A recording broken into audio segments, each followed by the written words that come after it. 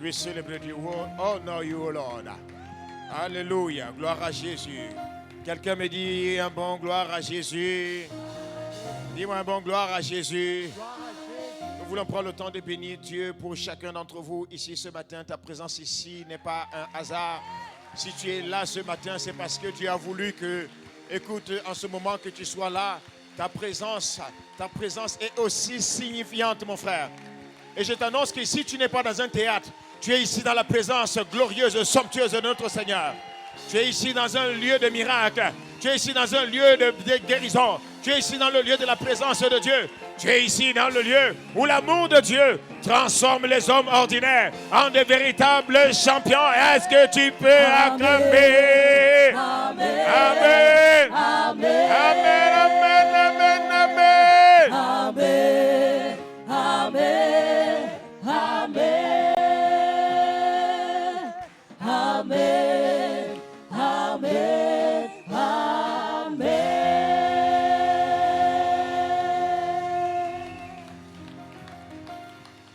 Nous voulons prendre le temps de bénir Dieu parce que nous sommes dans une famille. Et quand on dit une famille, ça veut dire qu'il y a des parents. Oui, il n'y a pas de famille sans parents. Et dans une famille, même si le monde n'honore plus les parents, le monde bafoue les parents, oui, le monde méprise l'autorité parentale, nous, dans le royaume de Dieu auquel nous appartenons, nous valorisons et nous honorons les parents spirituels que Dieu nous a donnés. Ça fait partie de la culture du royaume de Dieu. C'est la culture du royaume que nous implémentons. Et nous voulons prendre le temps de bénir Dieu pour notre Père spirituel, l'apôtre Ivan Castanou.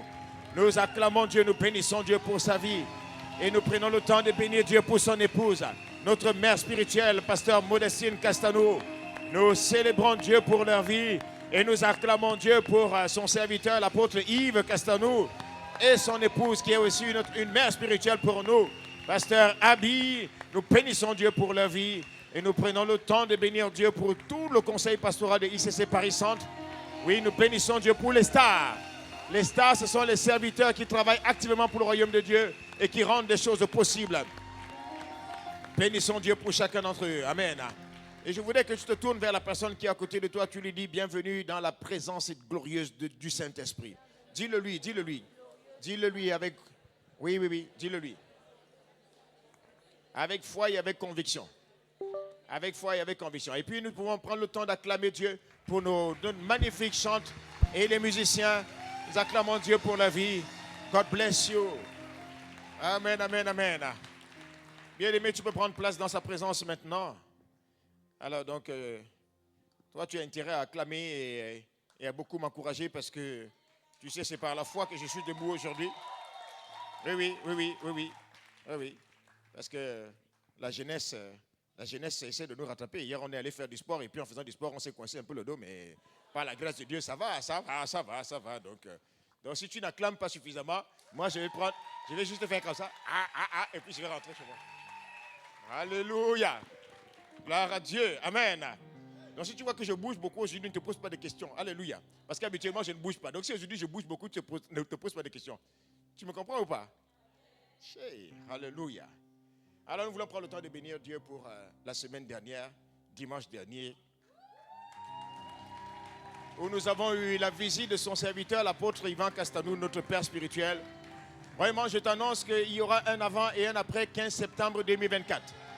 C'est une date historique que tu dois pouvoir marquer. Tu dois marquer cette date-là, mon frère, ma soeur, parce que poussé par l'Esprit, poussé par le Saint-Esprit, son serviteur a proclamé des paroles fortes, lourdes, puissantes. Dis avec moi, c'était lourd.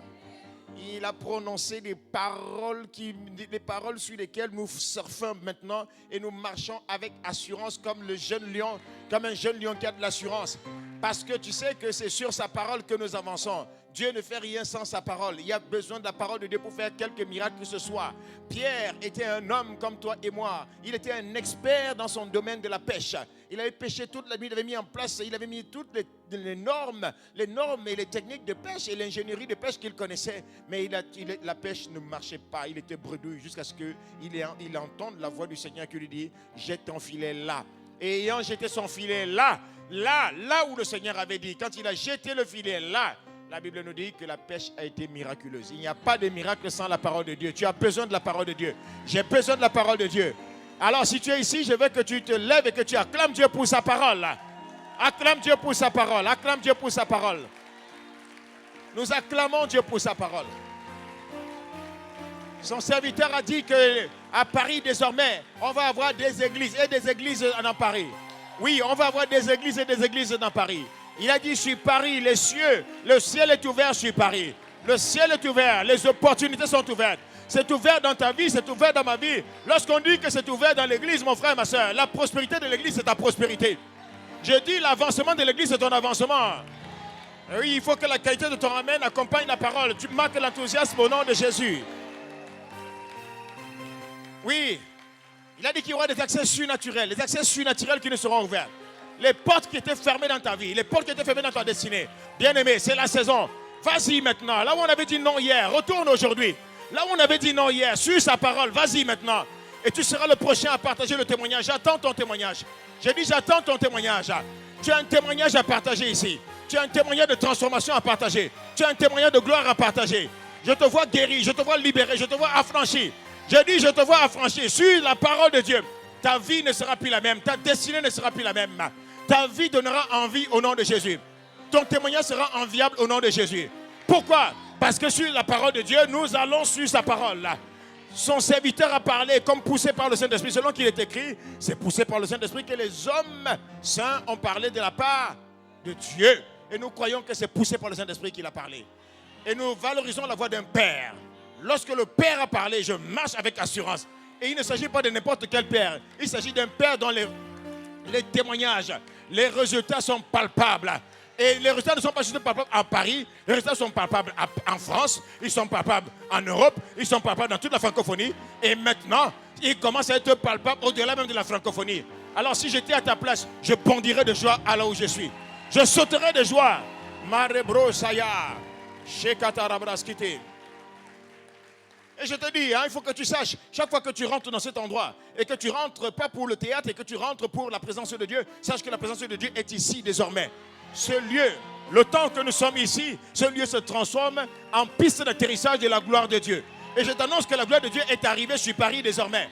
La gloire de Dieu est ici, là où tu es là maintenant. Je veux que tu sois conscient qu'il y a la gloire de Dieu ici. Et quand la gloire de Dieu est présente, il s'agit maintenant d'une question de foi, la manifestation de ta foi. Quel que soit l'enjeu, le sujet pour lequel tu es entré en ce lieu. Parce que la gloire de Dieu est ici et que tu crois en cela. Frère, la gloire de Dieu va te toucher. La gloire de Dieu va te toucher. Tu sais, c'est comme dans la piscine de Bethesda. Dans la piscine de Bethesda, il y avait à chaque fois, donc il se passait des moments où l'esprit venait et tous ceux qui étaient malades, quand l'esprit bougeait, mouvait la piscine, tout ce qui rentrait était guéri. Ici, il ne s'agit pas de temps en temps. Il s'agit de chaque fois. Il s'agit de tous les jours, tous les jours, tous les jours. La présence de Dieu est ici, mon frère. Elle est ici. Ce lieu, c'est un lieu de puissance de Dieu. C'est la puissance de Dieu. Ce lieu, c'est un lieu de parole de vie. Parole de vie. Oui, la parole de vie est ici. Ce lieu, c'est un lieu de guérison intérieure et de lieu de guérison extérieure. Des guérisons intérieures et des guérisons extérieures. Ici, en ce lieu. Je veux que tu le crois désormais. Tous les dimanches, quand tu arrives ici à 9h, tu arrives dès l'entrée. Tu sais que tu rentres ici dans une piscine de guérison. Dans une piscine de transformation. Désormais, c'est l'atmosphère, c'est la pensée avec laquelle tu dois rentrer. Je veux que tu le saches, mon frère. Je veux que tu sois conscient de cela. Nous ne sommes pas ici pour animer la galerie, s'il te plaît. On n'est pas ici pour faire les shows. On n'est pas ici pour faire le show des Champs-Élysées. On est ici pour faire le show du Saint-Esprit. Tu comprends ou pas? On est ici pour expérimenter la gloire de Dieu. On est là pour expérimenter la puissance de Dieu. Et ça se passe à Paris. Ça se passe où? À Paris. Ça se passe là où les gens ont voulu mépriser la gloire de Dieu. Ils ont voulu mépriser ce qui est saint, ce qui est sacré. Nous sommes venus sacraliser ce qui est saint. Amen.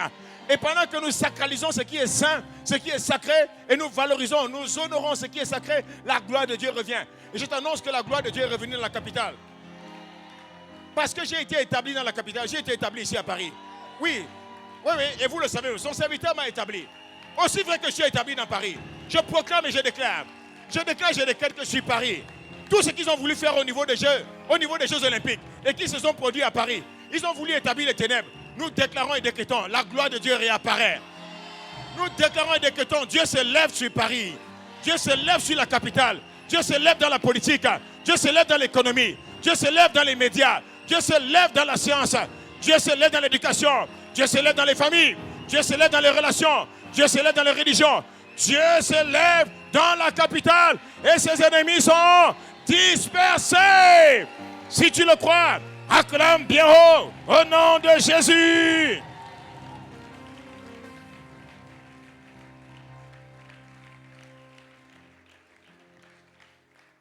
Alors quand on est dans une atmosphère comme celle-là, où Dieu a parlé, où la parole de Dieu a été relâchée, et l'Esprit de Dieu se meut en ce moment, cherchant juste un cœur désireux, un cœur assoiffé, un cœur déterminé, un cœur passionné. L'Esprit du Seigneur se meut dans la capitale.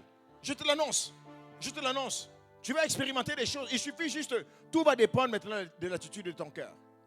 Voilà pourquoi ce matin j'ai reçu, en méditant, j'ai reçu qu'il faut que je prépare l'église. Il faut préparer l'église, préparer les cœurs de l'église. Il faut préparer les cœurs de l'église. Parce que tu vois, toutes ces paroles-là ne pourront pas s'accomplir si toi et moi, nous n'adoptons pas la pensée de Dieu.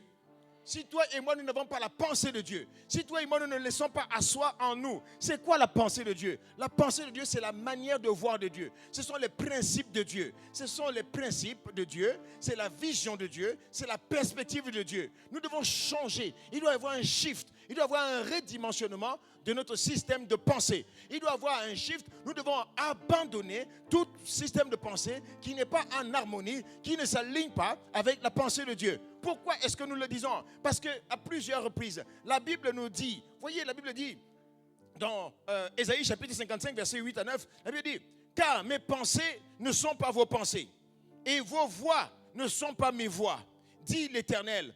Autant les cieux sont élevés au-dessus de la terre, autant mes voix sont élevées au-dessus de vos voix, et mes pensées au-dessus de vos pensées. » Et dans Philippiens chapitre 2, verset 5, la Bible nous dit, dans la version Louis II, la Bible dit, « Ayez en vous les pensées, les sentiments, les mêmes sentiments qui étaient en Christ Jésus. » Et la version Bible du Semeur dit, la version Bible du Semeur va te dire, qu'il y ait donc en vous cette pensée qui a été aussi dans le Christ Jésus. Amen. Ne vous conformez pas au monde, au siècle présent, mais soyez transformés par le renouvellement de votre intelligence. Version Semeur, Romains chapitre 12, verset 2. Ne vous laissez pas modeler par le monde actuel, frère. Ne te laisse pas modeler par le monde actuel. Ne te laisse pas influencer par ce qui influence le monde. Mais laissez-vous transformer par le renouvellement de votre pensée. Tu vois, le renouvellement de votre pensée. Tu as besoin que ta pensée soit renouvelée. Tu as besoin que ta pensée soit redimensionnée. Est-ce que quelqu'un m'entend? Est-ce qu'on est ensemble? Et pourquoi? Pour pouvoir discerner la volonté de Dieu. Sans renouvellement de l'intelligence, sans renouvellement de ta pensée, sans redimensionnement de ta pensée, tu ne pourras jamais connaître quelle est la volonté de Dieu. Tu ne pourras jamais savoir ce qui est bon. Tu ne pourras jamais savoir ce qui plaît à Dieu. Tu ne pourras jamais savoir ce qui est parfait selon Dieu. La clé, c'est le redimensionnement de ton système de pensée. Parce que voyez-vous, la majorité des problèmes que nous avons dans notre marche avec Dieu, dans la relation que nous avons avec Dieu, ou dans les relations simplement que nous avons avec nos semblables, que ce soit des relations de couple, relations de famille, relations de voisinage, relations avec des collègues, la majorité des problèmes que les gens ont, les êtres humains ont, sont liés à leur manière de penser. Sont liés à leur manière de penser. Sont du fait que plusieurs ne se sont pas dépouillés, n'ont pas abandonné leur vieille manière de penser qui avait été héritée de leur vieil homme, c'est-à-dire de leur nature adamique. On a besoin de se dépouiller de sa nature adamique pour adopter, pour revêtir les pensées de Christ. Et alors qu'on se revêt des pensées de Christ, c'est alors qu'on donne le pouvoir au Saint-Esprit d'accomplir les plans de Dieu pour ta vie. Est-ce qu'on est ensemble? Voilà pourquoi le titre du message ce matin, c'est « Dieu t'appelle à t'aligner sur ses pensées ». Dieu t'appelle à t'aligner sur ses pensées. Dieu t'appelle, vous pouvez prendre place. Dieu t'appelle à t'aligner sur ses pensées. Voyez, avec Dieu, tout redimensionnement commence par nos pensées. Le diable est rusé. Et parfois, il sait, même mieux, que beaucoup d'enfants de Dieu, que si nous avons la pensée de Dieu, nous serons capables d'accomplir des exploits inimaginables. Mais parce que le diable le sait, il le sait parfois mieux que toi-même. Il fait tout, il met tout en place. Sa principale stratégie, et c'est pas de il est l'ancien, il est le serpent ancien. Oui, le serpent ancien. Il était là depuis, le serpent ancien. Jardin de le jardin de là. Tu connais quelle était sa première stratégie? Sa première stratégie a été de retirer la pensée de Dieu dans le cœur de Adam et Ève. Oui. Et d'injecter sa pensée à lui. Parce que celui qui...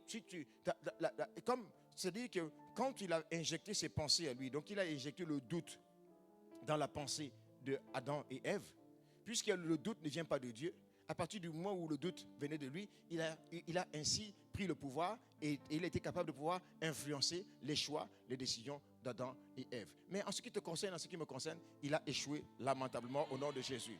Je dis, il a échoué dans ta vie au nom de Jésus.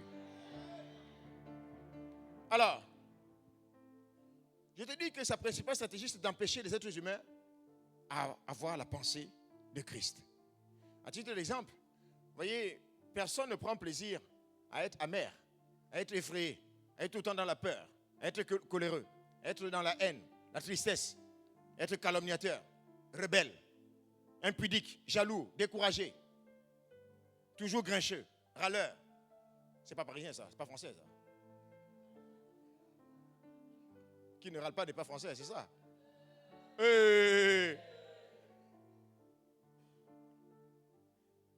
Tu vois, ça c'est un exemple typique pour te dire, c'est pas parce que tu es français que tu es obligé de râler. Parce que quand tu viens en Christ, tu deviens maintenant tu deviens citoyen du royaume de Dieu. Il n'y a plus de râlerie. Est-ce que tu comprends? C'est de ça qu'on parle. Tu adoptes le système de pensée de Christ désormais. Oui. Tu es obligé de râler. Parce que tout le monde râle que tu es obligé de râler. Tu vas au travail, tout le monde dit les gros mots. Tu n'es pas obligé de dire les mêmes gros mots. C'est quoi le problème? On ne peut pas s'exprimer, on ne peut pas donner une phrase sans qu'il y ait 3-4 gros mots. C'est quoi le problème? C'est pas le royaume, ça. C'est pas la mentalité du royaume. Et tu te retrouves maintenant, tu es mal à l'aise. Quand tu te retrouves avec tes frères et sœurs en Christ, tu n'arrives pas à parler parce que dans la journée, tu as été contaminé, tu es même pollué. Et parfois, tu dis la même chose. Et parfois, tu te dis, mais il faut que je le dise pour sembler être aussi in. Tu n'as pas besoin de dire... Tu n'as pas besoin de dire de gros mots pour être in. Tu peux te distinguer. Tu es un citoyen du royaume. Tu es une race élue. Tu es une nation sainte. Tu es un citoyen du royaume céleste de Dieu.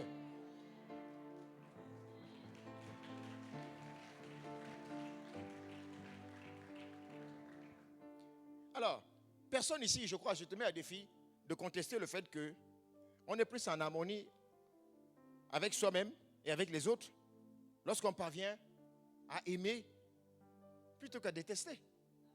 On est d'accord ou on n'est pas d'accord? Tu connais quelqu'un qui est en harmonie avec lui-même et qui passe son temps à être tout le temps amer au lieu d'aimer? Il n'est pas en paix avec lui-même. On est en harmonie avec soi-même lorsque on prend l'habitude de pardonner plutôt qu'à retenir, à garder rancune. On n'est pas en harmonie avec soi-même quand on est dans des situations pareilles.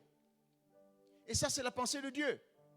Ce qui empoisonne le plus les gens, vous savez ce qui empoisonne le plus les gens? Ce n'est pas d'abord le manque d'argent. J'ai dit ce qui empoisonne le plus les gens, ce n'est pas le manque d'argent. Ma soeur, ce qui t'empoisonne le plus, ce n'est pas le fait que tu ne sois pas marié.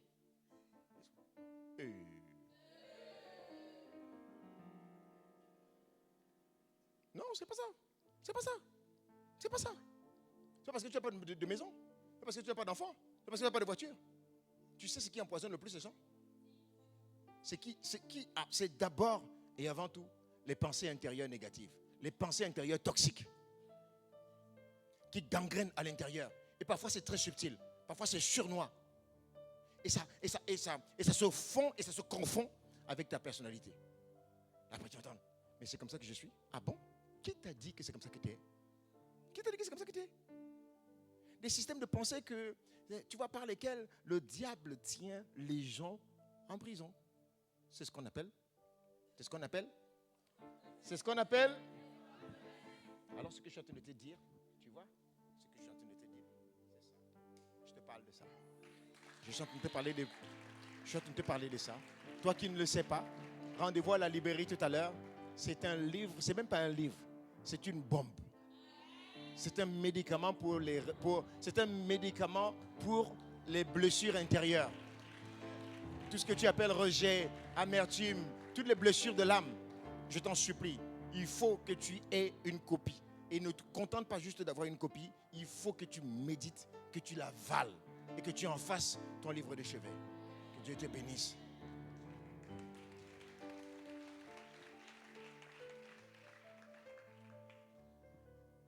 Le diable enferme les gens, empêche les gens de se convertir en les enfermant dans des faux raisonnements. C'est ça. Ça ne commence pas. Avant la conversion, plusieurs d'entre nous, on était captifs de l'ennemi à cause des faux raisonnements, des philosophies. Vous parlez à des gens de Jésus, vous annoncez Jésus, mais ils vous donnent des réponses, des philosophies, des systèmes de pensée. Vous devez comprendre que ce sont ces gens qui sont en prison.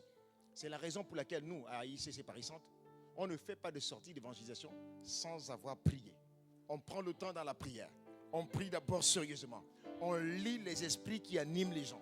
Parce que si tu ne prends pas, si tu ne précèdes pas ton évangélisation de la prière, mon frère, tu vas te rendre compte que parfois, tu vas te retrouver devant un mur et tu ne sauras pas comment faire. Ce sont des esprits, ce sont des faux raisonnements. Ce sont des gens qui sont emprisonnés dans des forteresses. Et la meilleure manière, c'est de lier ces forteresses-là, c'est de les renverser avant de pouvoir leur annoncer l'évangile. Tu comprends cela, tu avances au nom de Jésus. Alors, donc, avant la nouvelle naissance, le diable va injecter ses pensées pour empêcher que l'on puisse venir à Christ. Et une fois qu'on a vaincu cette étape de forteresse et qu'on vient maintenant, on a accepté Jésus, on est dans le Seigneur, gloire à Dieu, formidable.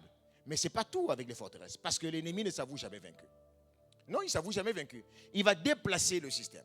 Il va changer. En ce moment-là, il va plus t'empêcher d'être chrétien, mais il va t'empêcher de vivre ton héritage et d'accomplir les desseins pour lesquels Dieu t'a sauvé. En faisant quoi? En injectant maintenant d'autres manières de penser, d'autres systèmes de pensée.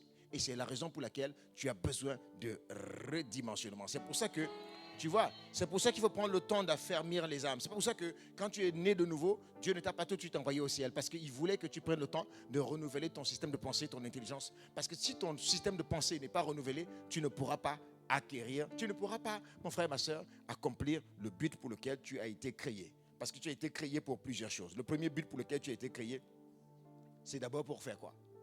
D'abord, c'était pourquoi? Dans Genèse chapitre 1, verset 28. Il a dit, soyez féconds. Le premier but pour lequel tu as été créé, c'est pour être fécond. Qu'est-ce que ça veut dire être fécond? C'est-à-dire que parce qu'il t'a dit dans Genèse chapitre 1, verset 26, qu'il a dit, créons l'homme, faisons l'homme à notre image et selon notre ressemblance. Donc, être fécond, c'est faire sortir l'image de Christ, l'image de Dieu. Faire sortir cette image de Dieu qui est venue à l'intérieur de toi quand tu as redonné ta vie à Jésus, quand tu es revenu à Jésus, le Saint-Esprit est revenu à l'intérieur de toi. Donc Christ, c'est la dimension de l'Esprit de Dieu, la dimension de Dieu à l'intérieur d'un homme. Est-ce que je me fais comprendre? Donc c'est de faire ressortir cette image-là, faire ressortir le caractère de Dieu, faire ressortir la pensée de Dieu, tel il est, que tu sois comme il est exactement. Ça, c'est la première de toutes les choses. Amen. Et tu n'arrives pas à le faire, pourquoi? Parce qu'il y a un système de pensée que le diable a totalement érigé. Et la clé aujourd'hui, c'est que je vais prendre le temps. Il y a tout un processus par lequel tu dois comprendre pourquoi c'est important que tu alignes tes pensées sur les pensées de Dieu. Et ensuite, tu comprendras comment est-ce que je fais pour aligner mes pensées sur les pensées de Dieu. Comment je fais pour aligner mes pensées sur les pensées de Dieu. Amen. D'abord, le premier point que je vais aborder avec toi. À quoi reconnaît-on des gens, des personnes qui ont décidé d'aligner leurs pensées sur les pensées de Dieu? On les reconnaît comment? À quoi les reconnaît-on? Voyez-vous, avoir la pensée de Christ, je vous l'ai dit tout à l'heure, c'est adopter sa manière de penser, sa manière de voir les choses, sa manière de considérer toutes choses. Je vais te dire à quoi ressemblerait cette église si nous tous, chacun d'entre nous, à partir d'aujourd'hui, à la sortie de ce culte, avant la fin de ce culte, nous décidions, désormais, j'adopte le système de pensée de Dieu. Je vais te dire à quoi ressemblerait cette église. La Bible répond à toute chose. La Bible répond à toute chose. Philippiens 4, au verset 8. Regardez à quoi cela ressemblerait. La Bible dit, au reste, frères, que tout ce qui est vrai, que tout ce qui est honnête, tout ce qui est juste, tout ce qui est pur, tout ce qui est aimable, tout ce qui mérite l'approbation, ce qui est vertueux, digne de louange, soit l'objet de vos pensées. Waouh!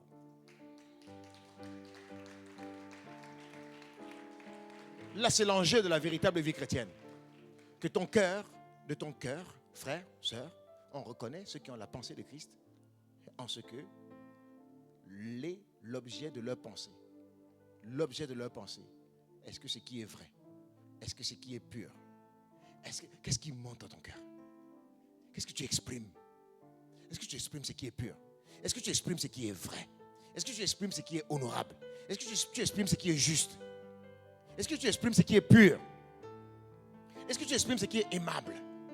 Est-ce que ton cœur exprime ce qui mérite l'approbation? Qu'est-ce qui sort de toi? Qu'est-ce qui sort de toi? Est-ce que ce qui sort de toi est digne de louange? As-tu pris la décision un jour, en t'appuyant sur un passage comme celui-ci, et de dire, il faut que désormais de mon cœur sorte ça? On n'est pas tous nés avec ça. On n'est pas tous nés avec ça. On est nés avec la nature adamique. Selon le parcours et le background de tout un chacun. Selon l'environnement dans lequel tu as grandi. Les épreuves par lesquelles tu es passé. Les coups que tu as subis dans la vie ont tordu ta manière de penser. Mais Dieu te dit aujourd'hui, reviens, ce n'est pas un problème. Si aujourd'hui, tes pensées ne sont pas alignées à mes pensées, mais aujourd'hui, je te donne l'opportunité de prendre la décision afin d'aligner tes pensées sur mes pensées. Il y a un début à toute chose. Tu ne peux plus continuer de vivre comme cela. Tu n'aimes pas cette vie que tu es en train de mener. Tu n'aimes pas ce qui sort de ton cœur. Mais Dieu te dit aujourd'hui, tu peux prendre la décision. Moi, je suis là. Ma présence est ici. Parce que la parole de Dieu est accompagnée du Saint-Esprit. Le Saint-Esprit précède la parole et le Saint-Esprit veille sur sa parole pour l'exécuter. Dieu veille sur sa parole pour l'exécuter. Et alors que tu es en train de prendre la résolution dans ton cœur, de dire que désormais, Seigneur, il faut que de mon cœur sorte ce qui est vrai. Que de mon cœur sorte ce qui est pur. Que de mon cœur sorte ce qui est honorable. Que de mon cœur sorte ce qui est juste. Que de mon cœur sorte ce qui est aimable. Que de mon cœur sorte ce qui est vertueux, digne de louange. Père, je t'en supplie, assez, je ne veux plus de cette vie-là. Je ne veux plus faire le mal que je ne veux pas. Et je ne fais pas le bien que je veux, mais le mal que je ne veux pas. Seigneur, à l'aide. Saint-Esprit, aide-moi. Je t'en supplie, il faut que ton image soit visible. C'est ça l'image de Dieu. Philippiens 4, verset 8, nous parle de l'image de Dieu. L'image de Dieu, c'est pour cela que Jésus a donné son sang à couler à la croix, afin que les êtres humains puissent refléter son image, son caractère. Nous sommes nés de nouveau, nous sommes devenus enfants de Dieu pour refléter l'image de Dieu. Nous sommes nés de nouveau pour refléter l'image de Dieu. Nous ne sommes pas chrétiens pour les voitures, pour les choses de ce monde. Nous sommes chrétiens parce que nous devons voir l'image de Dieu. C'est pas pour les belles carrières, c'est pas pour des choses matérielles de ce monde. C'est pour que l'image, on voit à quoi ressemble Dieu. Les gens cherchent Dieu, le monde cherche Dieu. Ils ne voient pas Dieu. Ils ne voient pas Dieu, ils veulent voir Dieu au travers. La meilleure manière de voir Dieu, c'est au travers du fruit qui sortent de nos vies, mes frères, mes sœurs. Il faut qu'on voie bien qu'il y a un avant et un après ta conversion. Qu'est-ce qui a changé de ton cœur depuis que tu es né de nouveau, depuis que tu as donné ta vie à Jésus? Depuis quoi? Qu'est-ce qui a changé?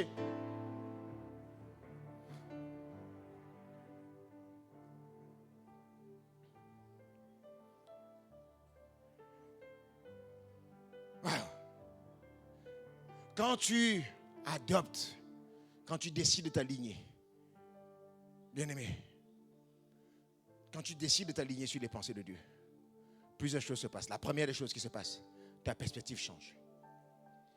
Ta perspective change. Tout est en P. Le premier P, c'est ta perspective. Le deuxième P, ce sera ta personnalité. Le troisième P, ce sera tes priorités. Et ensuite de suite. Je m'arrêterai à ces 3 P aujourd'hui. Amen. D'abord, on commence par les priorités. Quand tu décides de t'aligner sur les pensées, une vie, une personne qui est alignée sur les pensées de Dieu, qui aligne ses pensées, qui prend ses décisions, sa perspective va changer automatiquement. Et quand nous parlons de perspective, on parle de la manière de voir les choses, la manière de réagir, la manière d'agir, la manière d'interagir va totalement changer. La manière dont tu réagis à ce qui t'arrive, à ce que l'on te fait, va totalement changer. Pourquoi? Parce que tu vas décider de réagir de la même manière que Jésus réagissait. Tu vas devenir un véritable imitateur de Jésus. Tu veux copier Jésus dans sa manière de réagir. Jésus, tu réagissais comment? Jésus, comment tu réagirais dans cette situation? Et je ne décide pas de réagir selon mes états d'âme, selon mon âme. Je décide de réagir selon le miroir de la parole de Dieu que Jésus m'a laissé comme exemple. Et je lis sa parole et je vais réagir de cette même manière. Amen. La victoire réelle sur les blessures intérieures, sur les trahisons, les injustices, les coups bas, vient à partir du jour où tu décides d'adopter les pensées de Dieu. Oui, c'est là que tu reçois véritablement la victoire sur les blessures. Il y a plusieurs solutions, mais je te dis que celle-ci, elle est incontournable. Tu ne peux pas guérir des blessures intérieures, des trahisons, des coups bas, des injustices que tu as subies, le rejet que tu as subi, même le viol que tu as subi. Si tu ne décides pas de voir ces expériences-là maintenant au prisme de la parole de Dieu, ou alors exactement en adoptant la même manière de voir les expériences douloureuses comme Jésus pouvait le voir. C'est la première des choses. Il y a un homme dans la Bible qui s'appelait Joseph. Cet homme avait été trahi par ses frères. On l'a vendu en esclave. Ses frères, par jalousie, l'avaient vendu comme esclave. Parce qu'ils voulaient s'en débarrasser. Et ils sont allés dire à son père qu'il est mort. Donc tout le monde croyait qu'il était mort. Jusqu'au jour où ses frères l'ont retrouvé. Mais ils l'ont retrouvé, sa situation avait totalement changé. Dieu avait eu compassion de lui. Dieu l'avait sauvé. Et Dieu avait pris soin de lui. Il était devenu un très très grand homme. De l'homme vendu comme esclave, il s'était retrouvé premier ministre. Et le pays où ses frères vivaient connaissait une grande crise. Une crise de famine. Et ses frères sont allés dans un autre pays pour aller chercher un peu d'aide. Arrivés dans ce pays, ils réalisent que, sans le savoir, leur frère qu'ils avaient vendu comme esclave est devenu le premier ministre dans ce pays. Vous vous rendez compte comment la roue tourne, le retournement des situations. Et maintenant, ses frères, il y a une rencontre entre ses frères et lui. Et ses frères, imaginez-vous dans quel état d'esprit ses frères pouvaient l'aborder. Ils l'abordaient dans un état d'esprit de peur, parce que pour eux, selon l'homme naturel, à la guerre comme à la guerre, ils craignaient que leur frère allait maintenant se faire justice et se venger. Mais la Bible nous dit, dans Genèse chapitre 45 au verset 5 à 8, regardez sa réponse. Regardez la réponse de Joseph. Regardez, qu'est-ce que Joseph va dire? Joseph dit, maintenant, ne vous affligez pas et ne soyez pas fâchés de m'avoir vendu pour être conduit ici, car c'est pour vous sauver la vie que Dieu m'a envoyé devant vous. Voilà 2 ans que la famine est dans le pays et pendant 5 années encore, il n'y aura ni labour ni moisson. Dieu m'a envoyé devant vous pour vous faire subsister dans le pays et pour vous faire vivre par une grande délivrance. Ce n'est donc pas vous qui m'avez envoyé ici, mais c'est Dieu. Il m'a établi père de Pharaon, maître de toute sa maison et gouverneur de tout le pays. Vous voyez, il avait changé sa manière de voir la trahison de ses frères. Il le voyait maintenant selon la perspective de Dieu. Et c'est parce qu'il le voyait selon la perspective de Dieu qu'il a pu pardonner à ses frères et qu'il n'a pas gardé rancune. La perspective de Dieu, la vision de Dieu, la pensée de Dieu. Il avait la pensée de Dieu en lui. La pensée de Dieu était à l'intérieur de lui. Et la pensée de Dieu était tellement forte en lui que la pensée de Dieu a écrasé toute pensée humaine, toute pensée de jalousie, toute pensée de revanche à l'intérieur de lui. Que la pensée de Dieu soit ancrée à l'intérieur de toi. Quel que soit ce que tu as subi jusqu'à présent, je déclare, je décrète. Je prie que la pensée de Dieu vienne sur toi au nom de Jésus. Qu'elle vienne à l'intérieur de toi et qu'elle te guérisse de toutes les blessures que tu as subies jusqu'à présent. Toutes les trahisons que tu as subies jusqu'à présent. Toutes les injustices que tu as vécues jusqu'à présent. Que la pensée de Dieu vienne désormais t'animer au nom de Jésus. Là où tu entendais des voix qui te disaient, garde rancune, venge-toi. Je déclare, je décrète aujourd'hui que ces voix se taisent et que la voix de l'Esprit de Dieu, la voix du pardon, la voix de l'amour de Dieu vienne maintenant remplir ton cœur dans le nom de Jésus. Nous avons ainsi prié avec action de grâce. Tu me dis un bon amen. Bien aimé, je vais terminer en te partageant un témoignage en 2000, je crois que c'était 2009 ou 2011, je ne me souviens plus. Alors que je devais rejoindre un cabinet d'avocats à Paris, un cabinet d'avocats parisien, comme avocat. Et tout à coup, donc j'avais déjà posé la démission dans l'entreprise où je travaillais. Pardonnez. Et alors, j'avais signé un contrat avec un cabinet d'avocats pour commencer. Et donc, ayant signé le contrat, j'ai démissionné de l'entreprise où je travaillais. Et ayant démissionné, quelques temps après, le cabinet d'avocats m'appelle pour me dire que pour se rétracter. Il se rétracte et donc ne peut plus m'accueillir, me laissant un peu au chômage, disons, sans emploi, avec femme et enfants. Alors, vous savez, pendant que je méditais sur cette situation, le Seigneur me dit, un jour, j'écrirai un livre et que je dirai merci B. Donc, je ne donne pas le prénom de la personne parce qu'il peut se retrouver dans la salle. Je suis à Paris, donc... OK. Donc, le prénom de la personne, de cet avocat, commençait par B. Donc, le Seigneur me dit, un jour, tu écriras un livre, tu appelleras cela merci B. OK. Donc, un jour, je dis... Et ça, donc, je n'ai pas gardé rancune, aucunement. Mais aucunement. J'étais totalement détendu. C'était une situation difficile. Tellement difficile. C'est comme une trahison. On a signé le contrat, on est tout... Mais j'ai démissionné. Tu te rends compte? Tu me laisses en plein carrefour, qu'est-ce que je deviens? Mais aujourd'hui, plusieurs années après, je vous assure, je ne regrette aucunement. Non, je n'ai aucun regret. Le Seigneur a tourné la situation, il a retourné, et je te dis aujourd'hui, je n'ai rien à envier à un avocat. Je n'ai rien à envier. J'ai l'accréditation pour exercer comme avocat, mais le Seigneur m'a dit, je t'appelle à autre chose que d'être avocat. Donc, et tu vois, si j'étais allé être avocat, regardez, je fais aujourd'hui le plus beau métier au monde. Je te parle, regarde. Je parle aux âmes. Je sauve des âmes. Je contribue à affermir les âmes. Je contribue à encourager les âmes. Regarde. Ça, c'est la plaidoirie. Je suis devenu un plaideur du Saint-Esprit, un plaideur de Christ, un plaideur de Jésus. Tu te rends compte? Amen. Et aujourd'hui, je lui envoie des affaires. Oui. Je lui envoie des affaires. Alléluia. Oui. Ah oui. Sans rancune. Dis-moi sans rancune. Désormais, c'est ça qui va t'animer. Tu seras sans rancune. Parce que tu auras la pensée de Dieu.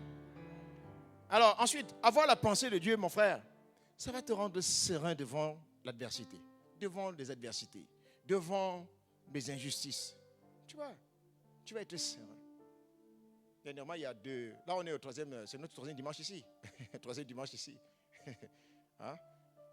Non, vous connaissez un peu le témoignage, mais je ne vais pas revenir là-dessus. Alors, j'ai découvert une chose, c'est que les gens qui s'inquiètent beaucoup n'ont pas la pensée de Dieu. Oui, les gens qui s'inquiètent beaucoup n'ont pas la pensée de Dieu. Parce que la Bible dit à au moins 365 fois, à 365 reprises, hein, ne vous inquiétez de rien, ne t'inquiète pas. Ne t'inquiète pas, 365 fois. Ça veut dire 365 fois correspond à nombre de jours de l'année. Donc chaque jour qui passe, Dieu te dit, ne t'inquiète pas. Dieu te dit, ne t'inquiète pas. Et les gens qui s'inquiètent n'ont pas la pensée de Dieu. Donc si tu as la pensée de Dieu, tu vas refuser de t'inquiéter. Tu chercheras, les gens vont te demander, mais pourquoi tu ne t'inquiètes pas? Les situations sont compliquées, pourquoi tu ne t'inquiètes pas? Personne d'entre vous n'a senti que le pasteur était inquiet lorsqu'on s'est retrouvé, on n'avait pas de salle. Vous avez plutôt vu comment est-ce que on a redimensionné notre système de pensée en annonçant 3 cultes. Le pasteur serait là en train de prier, en train de pleurer en disant on n'a pas de salle, on envoie le message à toute l'église, on n'a pas de salle. Non, j'ai dit on se redimensionne. On va dans la salle du 13e, on va faire 3 cultes là-bas. Les gens étaient contents. Quand ils ont entendu on passait à 3 cultes, ils m'ont envoyé des messages. Ils disent waouh, Paris est en train de percer. J'ai dit oui, Paris perce. Ils ne savaient pas dans quelle galère on était. Vous-même, certains stars, vous n'avez pas su que c'était compliqué pour le pasteur. Je vous dis pas, je ne dis rien. Serein dans les situations compliquées. Tu te retrouves un lundi, on te dit que tu n'as plus, il n'y a pas où aller le dimanche. Lundi, on te dit le lundi, la salle est fermée le dimanche. Tu fais quoi? Tu vas pleurer? Est-ce que c'est mon église? Ce n'est pas mon église. Je m'occupe des affaires de mon père. Mon père veille à ses affaires, Lui-même, il n'a qu'à faire. C'est lui qui fait. Ce sont les affaires de mon père. Ma vie ne m'appartient pas. L'église ne m'appartient pas. Je n'ai pas donné mon sang à la croix pour cela. C'est lui qui a donné c'est Jésus qui a donné son sang à la croix pour son église. Il est l'époux. C'est lui qui est l'époux. Nous ne sommes que l'épouse. Je ne parle pas des époux irresponsables. Hein. C'est quand peut-être que tu ne comprends pas. Moi, je parle d'un époux irresponsable. Il veille sur son épouse. Il donne de quoi loger à son épouse. Il lui donne une demeure, il lui donne une maison. Il lui donne un lieu agréable. Oh, toi là-haut, tu ne peux pas acclamer Dieu, tu peux acclamer Dieu, tu peux acclamer. Je ne te vais pas acclamer là-haut.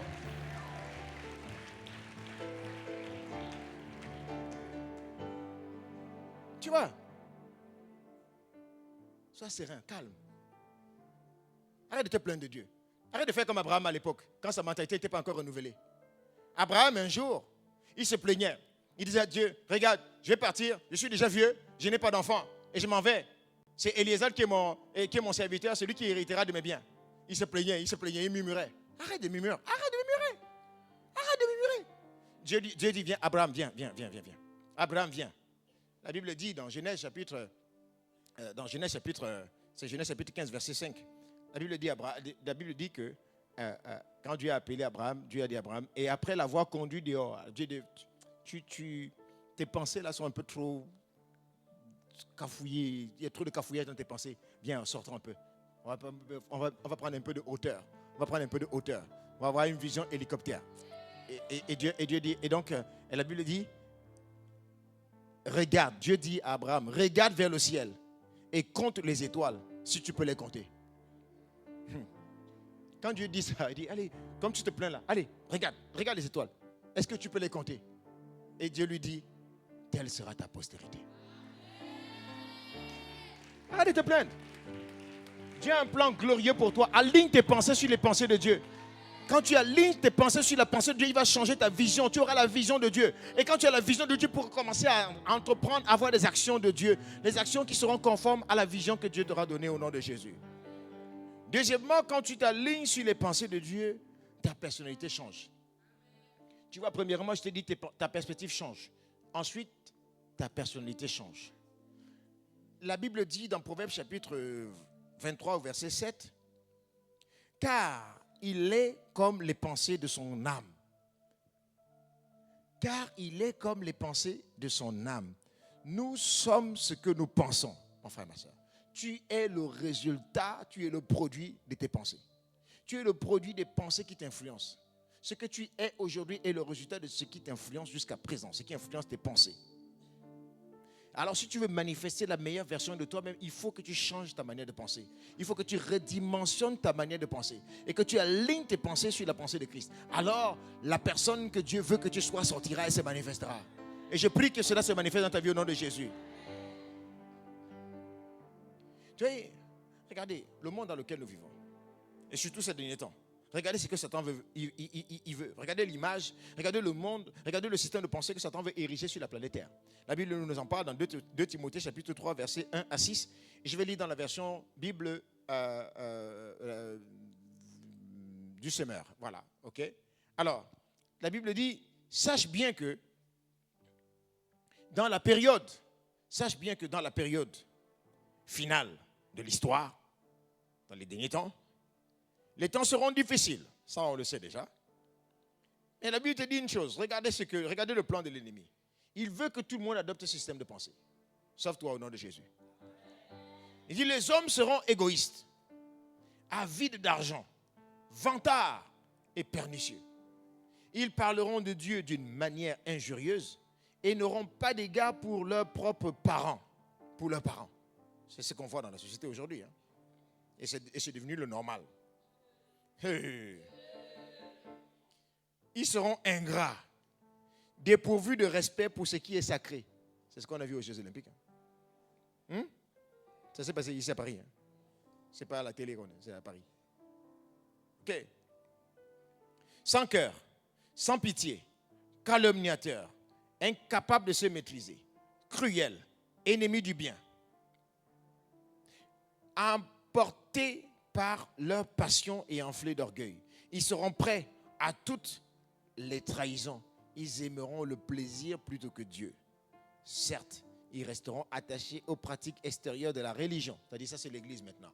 Les gens resteront attachés aux pratiques extérieures de la religion, mais en réalité, ils ne voudront rien savoir de ce qui en fait la force. Détourne-toi de ces gens-là.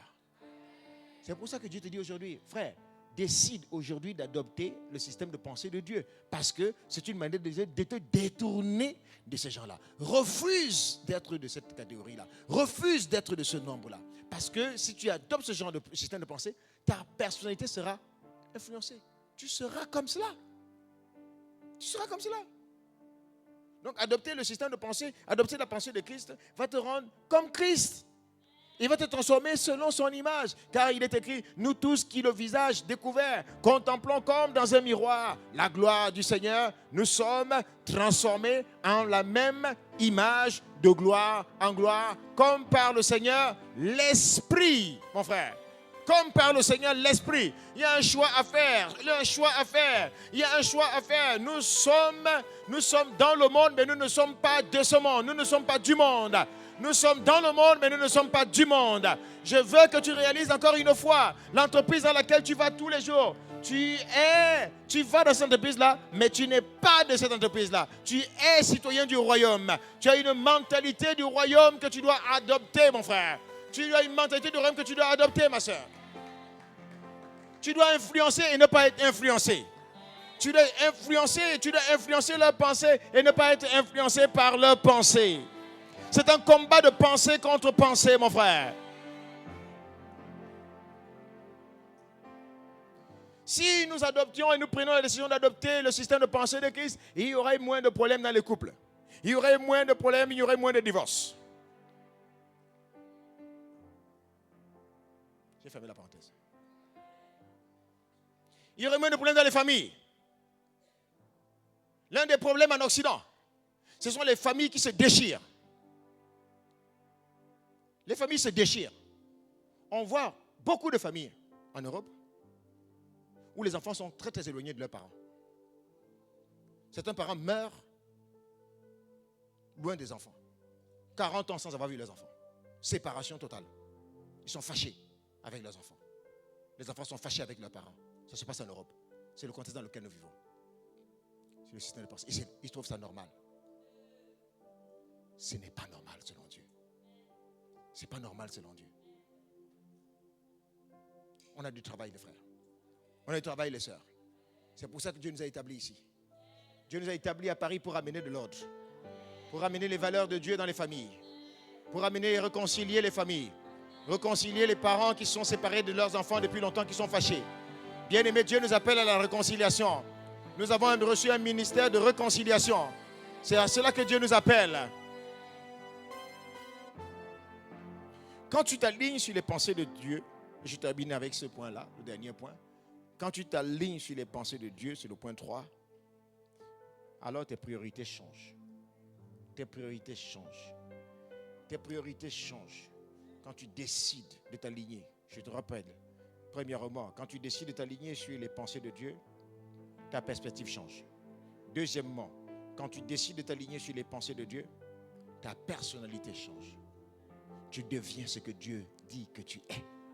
Parce que le monde dit que tu es. Si tu veux voir qui est-ce que Dieu dit que tu es, décide d'adopter le système de pensée de Dieu. Tu vas voir, il va voir quelque chose qui va se passer à l'intérieur de toi. Tu vas totalement changer. C'est comme ça que tu te rends compte que des personnes qui étaient timides deviennent tout à coup audacieuses. Parce que l'Esprit du Seigneur, quand tu t'identifies, c'est le principe de l'identification. Quand tu t'identifies à Dieu, tu adoptes son système de pensée, mon frère. Dieu n'est pas timide. Dieu, c'est un Dieu d'audace. L'Esprit de Dieu, c'est l'Esprit d'audace. Son esprit entre à l'intérieur de toi et tu laisses l'Esprit agir. Tu es un esprit d'audace, de courage, de force, de hardiesse, de détermination. As-tu vu Dieu se décourager? Never give up. Dieu ne se décourage jamais, jamais, jamais, jamais, jamais. Quand tu as la pensée de Dieu, tu ne te décourageras jamais. Et puis, tu sais, quand tu as la pensée de Dieu, ça forme ta personnalité. Quand tu arrives quelque part, tu frappes à la porte, on te dit que la porte est fermée. Mon frère, tu vas chercher passer par la fenêtre. Et quand on te dit que tu arrives, tu trouves que la fenêtre est fermée, tu vas chercher à passer par le toit. Aïe, aïe, aïe, aïe. Je t'assure, je t'assure. Et si tu trouves que le toit est fermé, tu reviens, tu défonces la porte. Aïe, aïe, aïe, aïe, aïe. Tu défonces la porte. Parce que le royaume de Dieu appartient à ceux qui sont violents. Ça appartient à ceux qui sont violents. Le règne, c'est pour les violents. Ça, c'est la nature de Dieu. Ça, c'est la nature de Dieu.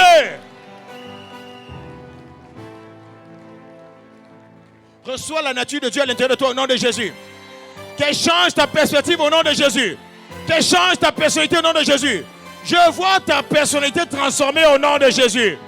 Je dis, tes collègues ne te reconnaîtront pas à partir de demain. Rendez-vous demain à ton travail. Même ta démarche va changer. Je dis, même ta démarche va changer. Toi qui marchais courbé, tu te relèves à partir d'aujourd'hui. Pourquoi?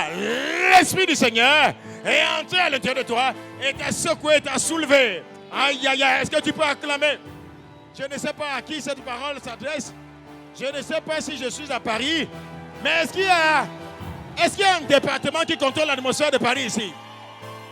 Est-ce qu'il y a les contrôleurs? Non, ils sont en haut. Est-ce qu'il y a les contrôleurs de l'atmosphère là-haut? Aïe, aïe, aïe, aïe, aïe, aïe, aïe, aïe, aïe.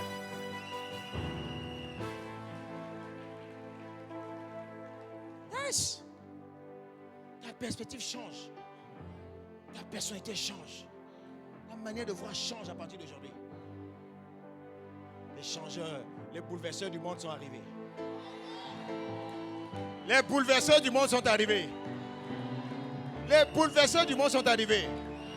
Ceux qui ne se découragent jamais. Ceux qui n'abandonnent jamais. Ah oui. On n'abandonne pas. Never give up. Never give up. Never, never. Troisièmement, prends place. Je te dis, troisièmement, qu'est-ce que j'ai dit troisièmement? Tes priorités changent. Quand tu as la pensée de Dieu. Matthieu chapitre 6, verset 36, verset 33 devient ta priorité. Cherchez premièrement le royaume et la justice de Dieu. Et toutes choses vous seront données par-dessus. Cherchez premièrement. Il y a un alignement. Quand tu décides de t'aligner sur les pensées de Dieu, il y a un alignement de tes priorités qui se fait de manière toute naturelle.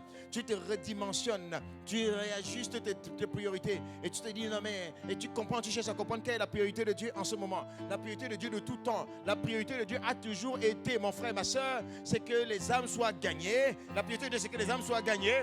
La priorité de Dieu, c'est que les âmes soient affermies. La priorité de Dieu, c'est que non seulement les âmes soient gagnées, mais qu'elles soient affermies, qu'elles deviennent fermes et que, bien aimées, elles deviennent des disciples, des véritables disciples de Jésus le Christ.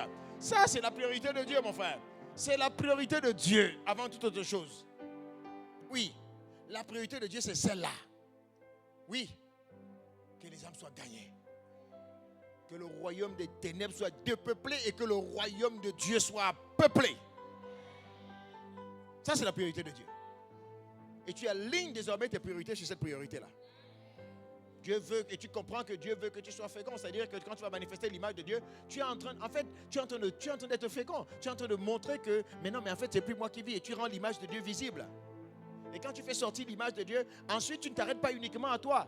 Il faut que l'image de Dieu soit multipliée, soit reproduite. C'est la reproduction. Et la reproduction, c'est quoi? C'est l'évangélisation. Même dans le monde d'entreprise, je ne dis pas d'évangélisation. Quand ils conçoivent un bon produit, il faut maintenant les gens pour aller évangéliser. Alors que tu es devenu la bonne image de Dieu, il faut que tu ailles maintenant. Tu vois, tu es l'image de Dieu, mon frère. Tu es devenu l'image de Dieu. Il faut que tu ailles faire voir l'image de Dieu. L'image de Dieu.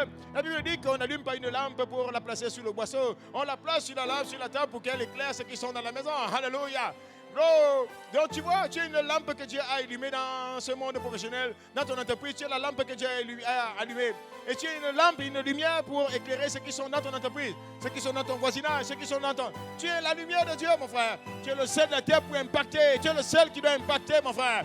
Tu es le seul qui doit impacter. Tu dois impacter dans ton voisinage. Ah oui, Tu dois amener de la saveur. Il y a trop de froideur dans ton quartier. Il y a trop de froideur dans ta ville. Il y a trop de froideur dans ta vie, dans ton voisinage, dans ton village, ou c'est encore dans ta famille. Il y a trop de froideur. Ils n'attendent que, tu vois, ils n'attendent que la manifestation visible du sel que tu es devenu.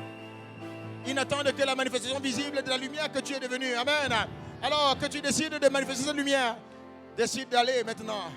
Décide maintenant, c'est ça multiplier. Multiplier, c'est aller rendre l'image de Dieu visible. Annoncer Jésus à l'humanité entière. Et tu as des astuces assez particulières pour ça. Tu ne vas pas juste te mettre dans la rue et dire, ah, Jésus t'aime, Jésus te sauve, mon frère.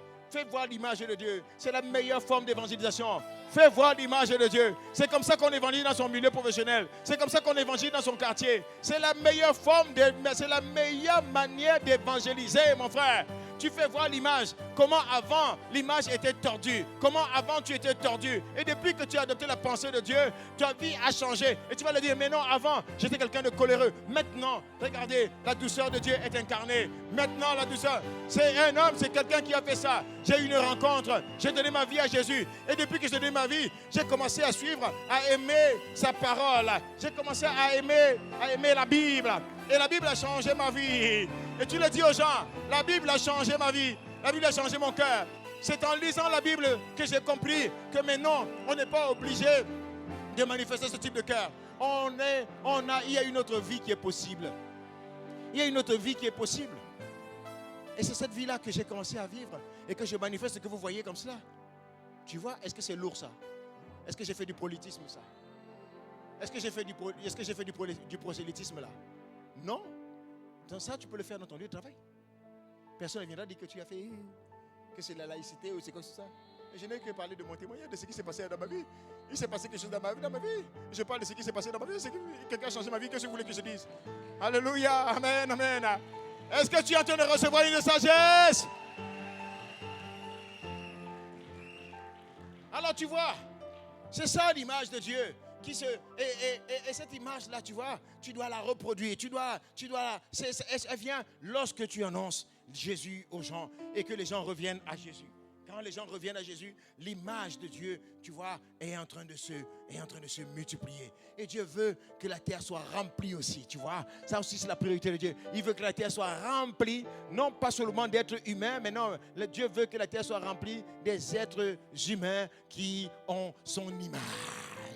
Oh, c'est pour ça que mon frère, tu dois être content de voir ton frère et ta soeur qui est à côté de toi. Tu dois être très content d'être dans la famille d'Impact. Tu dois être content d'appartenir à une famille d'Impact.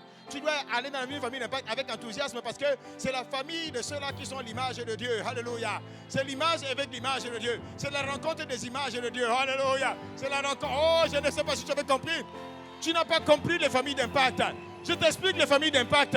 Tu ne l'avais pas compris comme ça. Je t'explique les familles d'Impact. C'est la rencontre des images de Dieu. L'image avec l'image. Et quand deux images se rencontrent, ça fait encore l'éclat de l'image.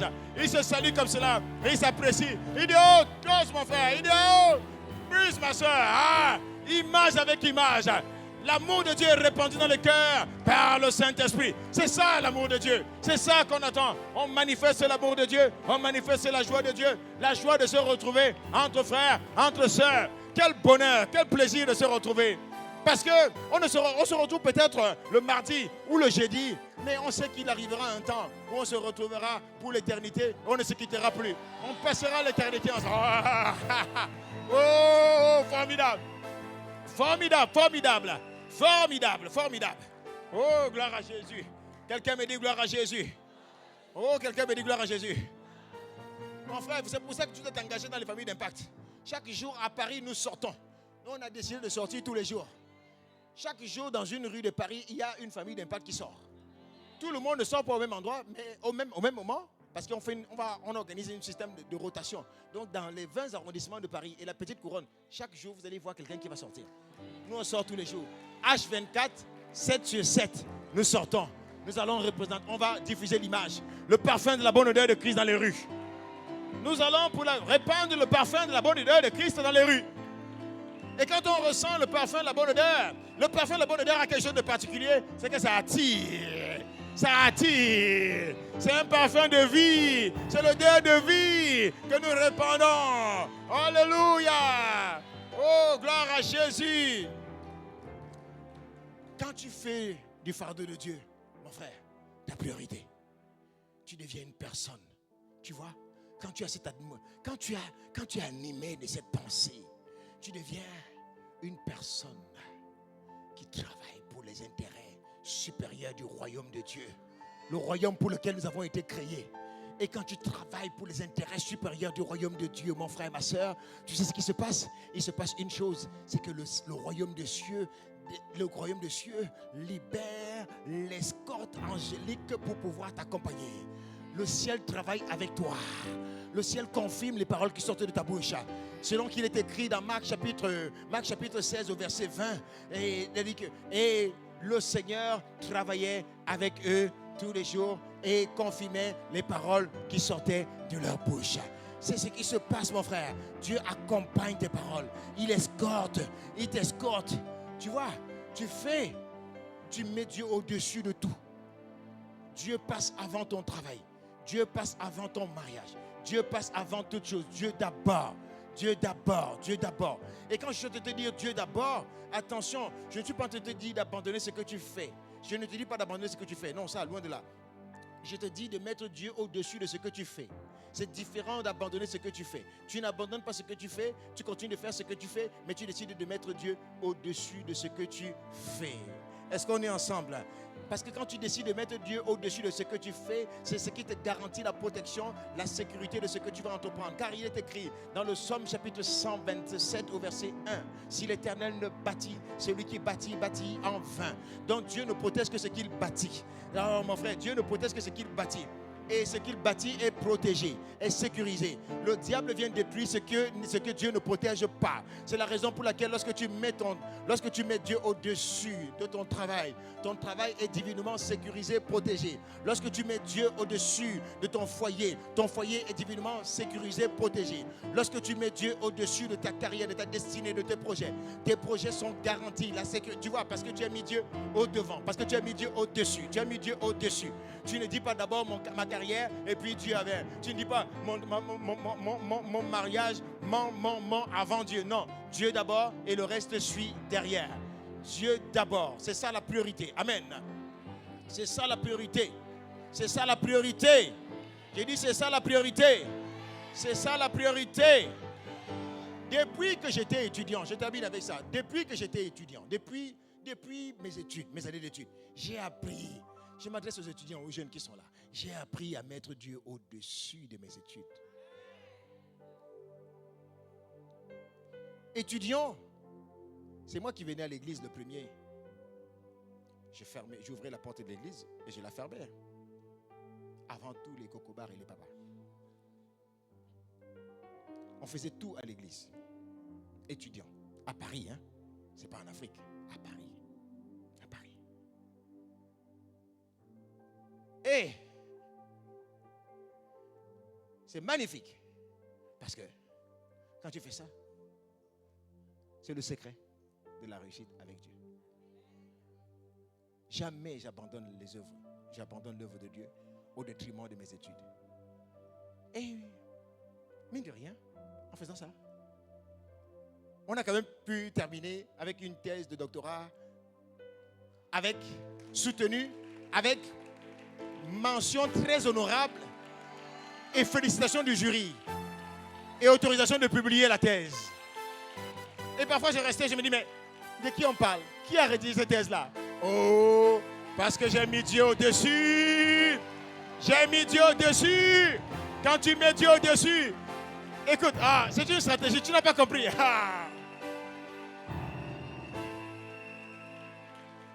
Laisse les autres là, ils sont concentrés, ils disent qu'ils sont sur leurs études et ils abandonnent Dieu. Vas-y, va apprends. Tu crois que c'est avec ton intelligence? Juste le temps que tu as, c'est une question de discipline, d'organisation et de rigueur envers toi-même. Tu vois, il y a un temps, il y a une période où tu dois être peut-être hyper occupé pour tes études, ça se comprend, mais ça ne veut pas dire que tu abandonnes tout totalement, mon frère. C'est une question de responsabilité.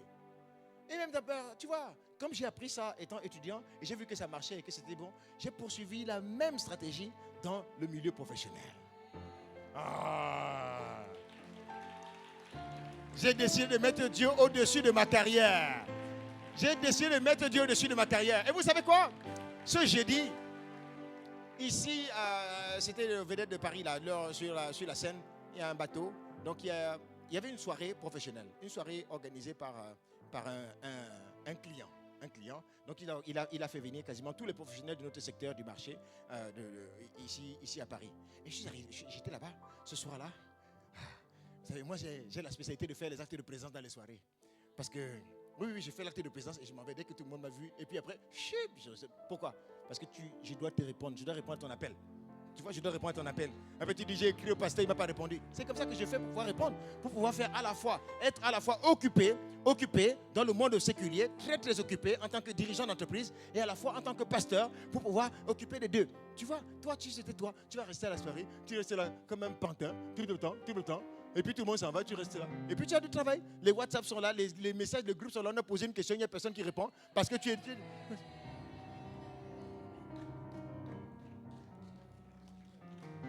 Captez la sagesse, captez la sagesse, captez la sagesse. On travaille tous, on se lève tous le matin, on travaille. Amen. Et alors, tout ce que je rencontrais, vous savez ce qu'ils me disaient? Ils me disaient, mais c'est fulgurant ton parcours. C'est ce qu'ils me disent, hein? Ce que je dis. Ils me disent, mais quel parcours? Mais attends, t'es brillant, tous me disent ça. Je dis, ah bon? Oh, comment ça? Il dit, on voit tes posts sur LinkedIn, tout ça là. Donc tous parlent de mes posts sur LinkedIn. Et tous savent que je suis pasteur. Aïe.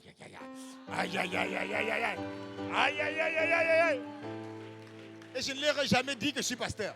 Je ne leur ai jamais dit que je suis pasteur. Et maintenant, tous savent que je suis pasteur.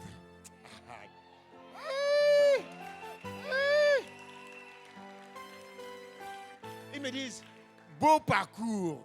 Et moi, j'ai dit, beau parcours académique en mettant Jésus au-dessus. Il me dit, beau parcours professionnel. J'ai dit, oui, beau parcours professionnel, mais en servant Dieu. En servant Dieu.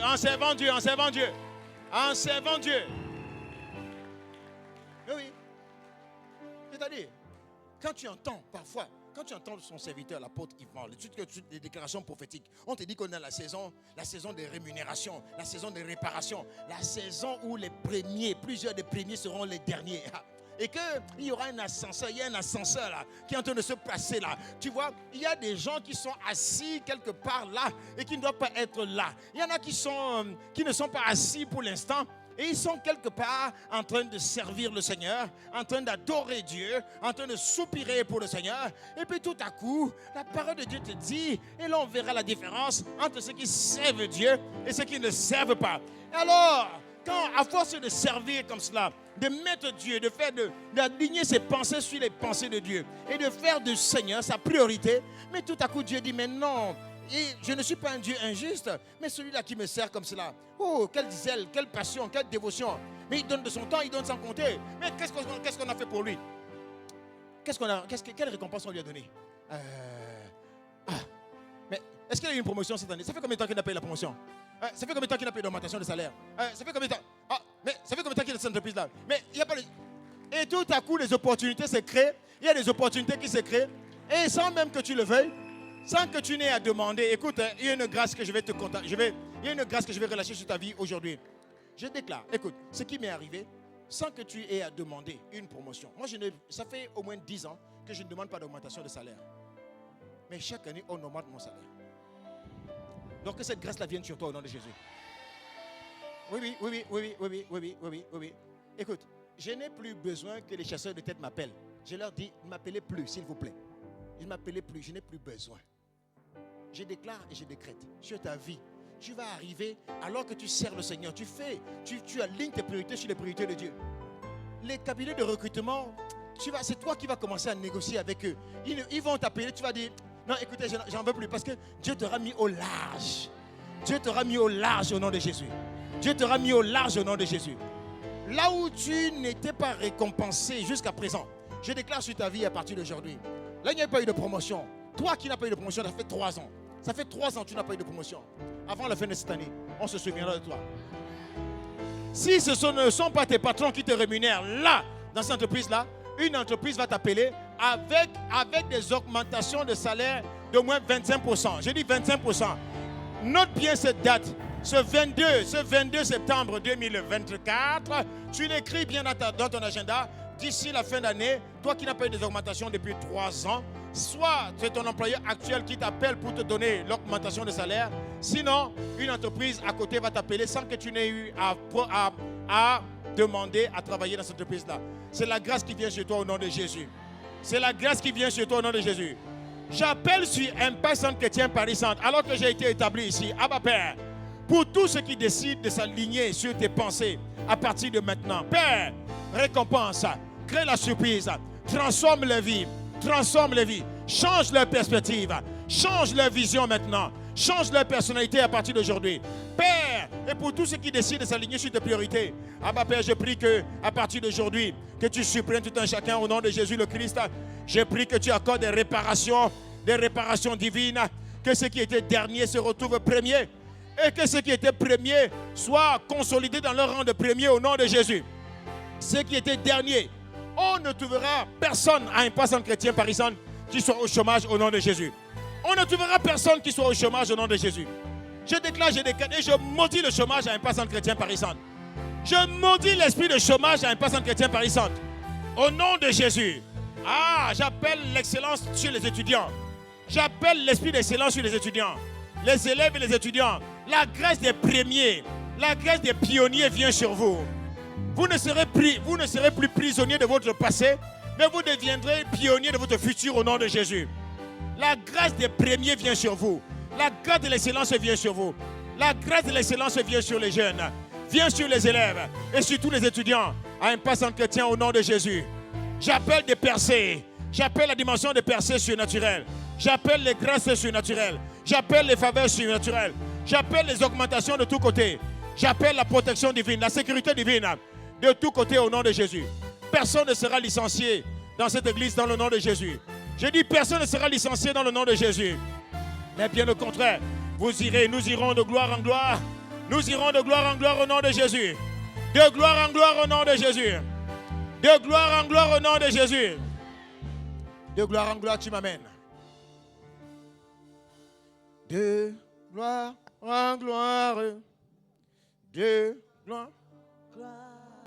Tu m'emmènes. Shabraya barasataya. Tu m'emmènes. Shabrikatozi brayadara. Dans les profondeurs de ta sainteté, tu m'emmènes. Tu m'emmènes. De gloire en gloire. De gloire en gloire, tu m'emmènes. Ton église. Ton église. Ah bah tu amènes ton église. Dans les profondeurs de ta sainteté, tu emmènes. Ton église. Ton église. C'est la dimension dans laquelle il se séparera entre désormais. De gloire en gloire. Dieu nous amène de gloire en gloire. De gloire en gloire. Bien-aimé, tu rentres dans une dimension de gloire. Ton église. Ton église. Amen. Amen. Chabré. Le temps est avancé. Je voudrais donner l'opportunité à une personne qui est ici.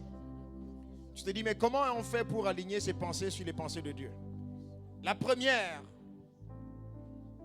de toutes les étapes, c'est d'abord de se réconcilier avec Dieu.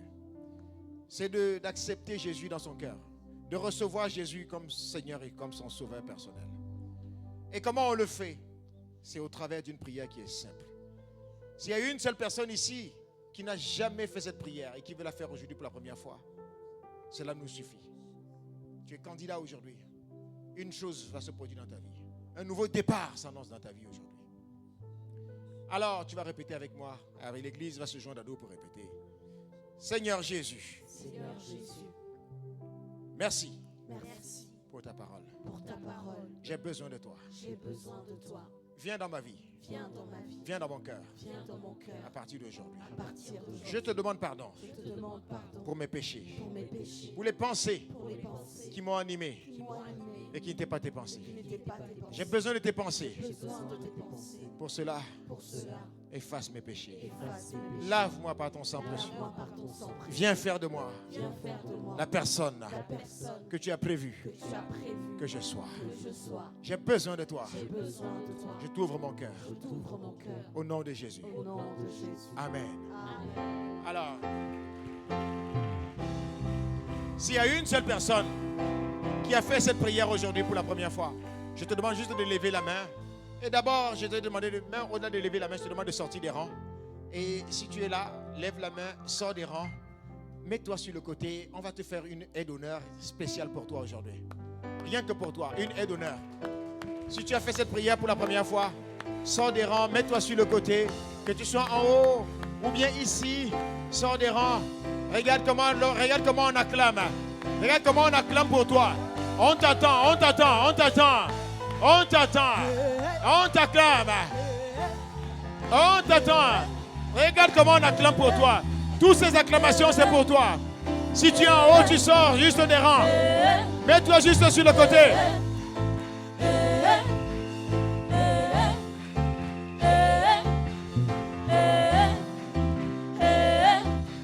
C'est pour toi, c'est pour toi, c'est pour toi, c'est pour toi. On t'attend, on t'attend. Sors des rangs. Si tu es de ce côté, mets-toi de ce là. Si tu es ici, mets-toi sur le rang à côté. Il faut qu'un voisin ne soit pas timide. Ne sois pas timide. Nous ici, il n'y a que l'amour. Nous, on aime les gens ici. On accueille dans une famille. On accueille les nouveaux-nés. Regarde notre sourire. Tout ça pour toi. Alors viens devant. Viens donner ta vie à Jésus. C'est avec joie que nous t'accueillons et que nous acclamons. Nous acclamons Dieu pour toi. Nous acclamons Dieu pour ta vie. Nous célébrons Dieu pour ta vie. On te dit bienvenue dans la famille de Dieu. Bienvenue dans la famille de Dieu. Bienvenue en Christ. Bienvenue en Jésus. Nous sommes tes frères. Nous sommes tes sœurs. Nous sommes une famille. Désormais, nous serons avec toi. On va prier avec toi. Tes défis seront nos défis. Tu ne seras plus seul à affronter tes défis. Tu trouveras une armée. Regarde l'armée qui est là. Ta prière et nos prières auront du poids et feront la différence.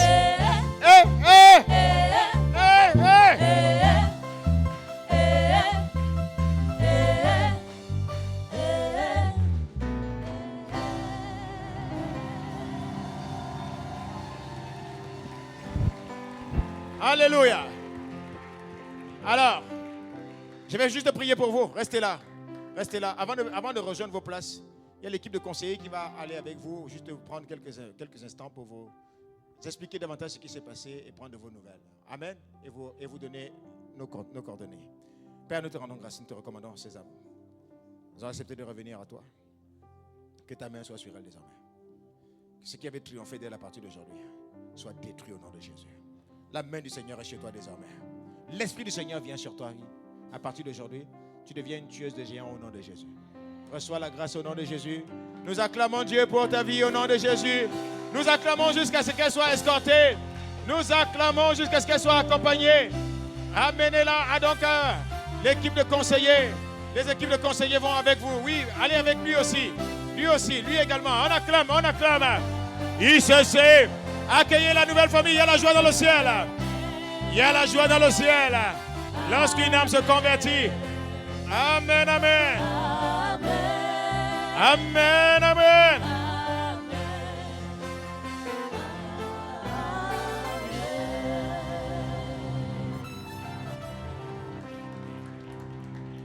Tu peux acclamer mieux que ça.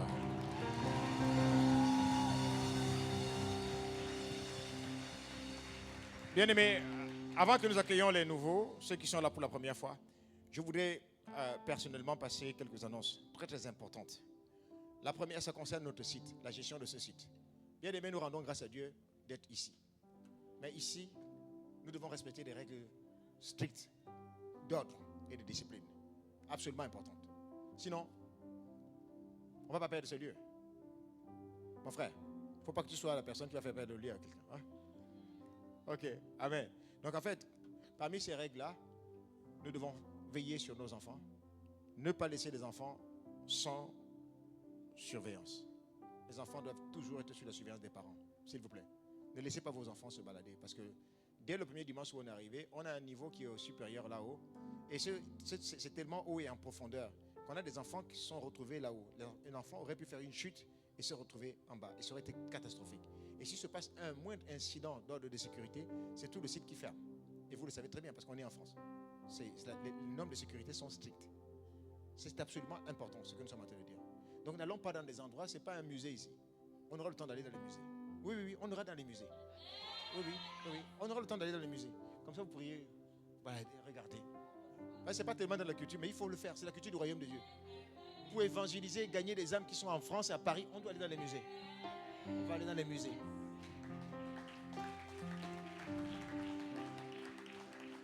Alors, pas d'attroupement à l'extérieur, dans la rue.